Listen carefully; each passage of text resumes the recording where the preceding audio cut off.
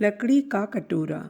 एक बुजुर्ग आदमी अपने बहू, बेटे और 5 वर्षीय पोते के साथ रहने के लिए शहर में आया। ज़्यादा उम्र होने के कारण वह अत्यंत कमज़ोर हो चुका था।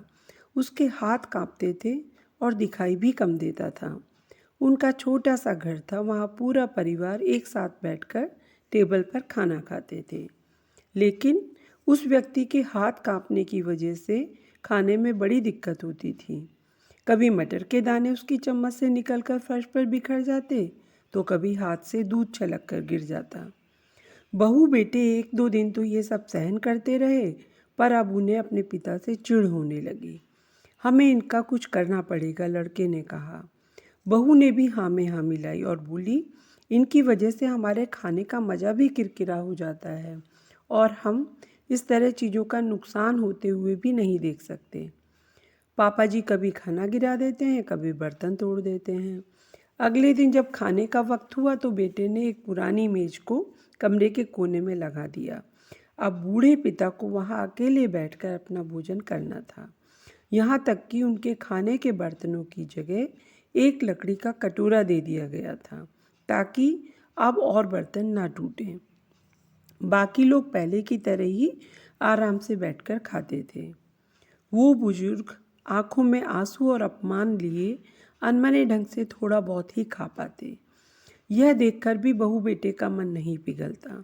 वो उनकी छोटी से छोटी गलती पर ढेरों बातें सुना देते। वहाँ बैठा बालक भी ये सब बड़े ध्यान से देखता रहता और अपने में मस्त रहता। एक रात खाने से पहले उस छोटे बालक को उसके माता पिता ने जमीन पर बैठकर कुछ करते हुए देखा। तुम क्या बना रहे हो? पिता ने पूछा। बच्चे ने मासूमियत के साथ उत्तर दिया, अरे मैं तो आप लोगों के लिए एक लकड़ी का कटोरा बना रहा हूँ, ताकि जब मैं बड़ा हो जाऊँ तो आप लोग उसमें खा सकें। ऐसा कहकर वह फिर से अपने काम में लग गया। लेकिन यह सुनकर उसके माता पिता के पैरों के नीचे से मानो जमीन ही निकल गई। उनके मुंह से एक शब्द भी नहीं निकला। दोनों ही एक दूसरे का मुंह ताकने लगे। वो बिना बोले ही समझ चुके थे कि अब उन्हें क्या करना है। उस रात वो अपने बूढ़े पिता को वापस डाइनिंग टेबल पर ले आए और बहुत प्यार और सम्मान के साथ अपने हाथ से खाना खिलाने लगे।